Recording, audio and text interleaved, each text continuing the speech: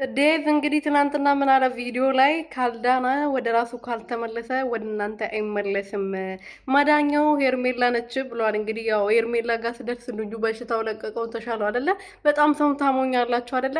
ስለዚህ አሁን ኦዲየንሱም የአብርሃምም የሄርሜላም ሰው ከሆናችሁ በራሳችሁ እንትን የምትሉ ከሆነ የሩትዬም ኦዲየንሶች ማለት ነው መጠየቅ አለብን። እንዴት እንደናነ በምንድን ነው ድኖ የመጣው የሚለውን ነገር መጠየቅ አለብን ብዬ አስባለሁ። ገባችሁ አይደለ? በሃይማኖቱ ከሆነ በሃይማኖቱ ድነዋል፣ በሕክምና ከሆነ በሕክምና ድነዋል ብሎ መምጣት አለባቸው። ማስረጃ ማቅረብ አለባቸው እንጂ ሄርሜላ ጋር ቆይቶ ነው ድኖ ወደ ራሱ ተመልሶ መጣ ብሉን ማመን የለብንም። ገባቸው አይደለ?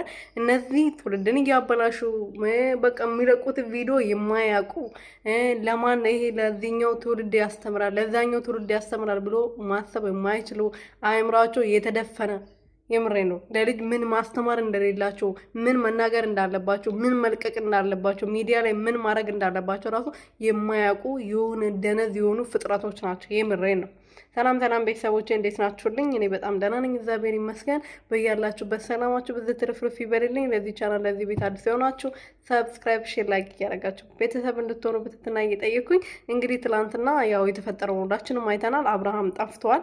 ግን ዴቭ ምንድን ነው ያለው? እኔ በድንገት ነው እዚህ የመጣሁት፣ አብርሃም መጥፋቱ ምንም ነገር አልሰማሁም ነበር ምናምን ብሎ አክት ያደረጋል።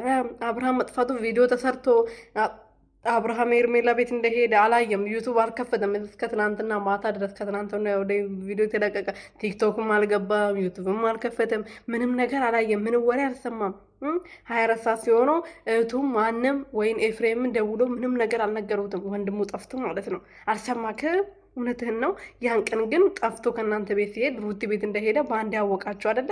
በጣም ሰው ታሞኝ አይደል እንዴ? የሆነ የምትዋሹት ነገር የምትናገሩት ነገር ራሱ የሆነ ምንም ተቀባይነት የሌለው የሆነ እንደ ህፃን ልጅ እኮ የሚናገረውን ነገር ራሱ መርጦ ነው የሚናገረው በዚህ ዘመን ማለት ነው። ህፃን ልጁ ራሱ ብርጦ ነው አለና ሰውን ለማሟኘት የምታደርጉት ነገር በጣም ያበሳጫል። ምንም ተቀባይነት የሌለ ንግግራቸው፣ ቪዲዮቸው ምንም ትምህርት የሌለው ቪዲዮ ነው የሚለቁት በጌታ